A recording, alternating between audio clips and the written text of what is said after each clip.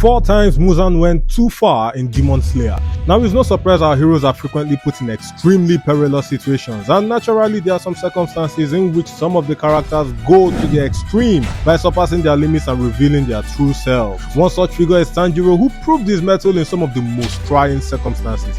In contrast, Muzan is a persona who, out of desperation, goes to the extreme in showing just how petty he can be. Let's examine a few of these instances from the Demon Slayer series. Before that, hi, I'm Muzan Martin, the African Otaku. Please subscribe if you like this video, and do note that this video contains spoilers from the manga. With that said, let's get down to business. The first time Muzan went too far was when he killed the Lower Moon Demon.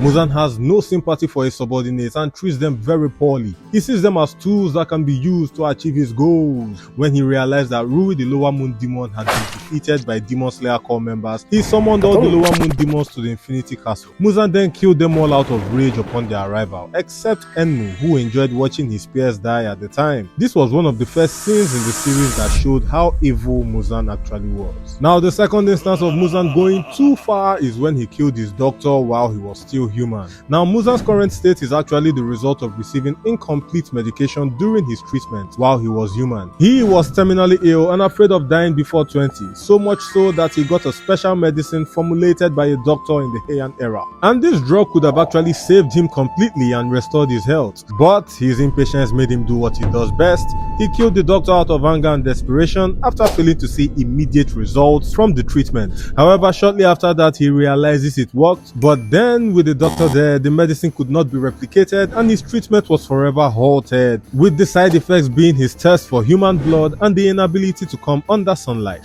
So it can be said that his impulsive personality caused his own downfall. The third instance is when Muzan found out you haven't hit the subscribe button.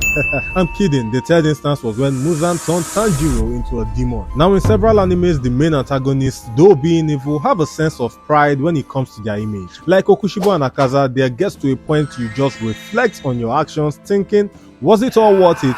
Or even, if I die, at least I die with my head up high. Muzan, on the other hand, was the complete reverse of the case. Even with his enormous strength, he was shrouded in desperation all through the series till the very end, even to his dying moments. I mean, just die already, you fought hard. Just rest in peace. However, Muzan refused to die, and when he was finally about to take his last breath, he transferred all his blood to Tanjiro in the hope that he would become the successor and carry out his will. And this caused a ton of problems for the Demon Slayers out there, but luckily no one got hurt.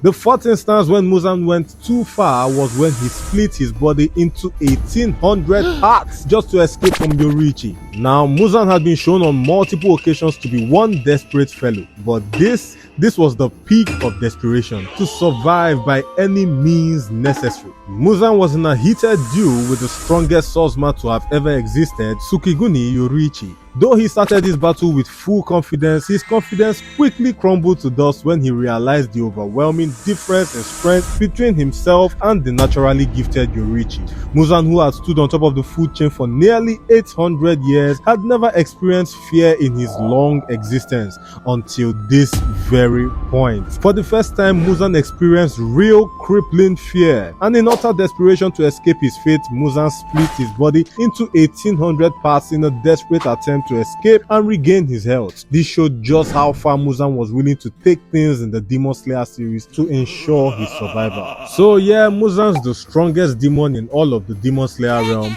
but even the king is afraid of his own downfall. And when he came across Tanjiro wearing the Hanafuda earrings, which belonged to Yoruichi, he couldn't just help but sense his downfall creeping up on him once again. This began his obsession in getting the head of the Demon Slayer wearing the Hanafuda earrings. And actually, there are several times where he would have succeeded. Watch this next video to see 4 times where Tanjiro came so uncomfortably close to death at the hands of Muzan and his agent.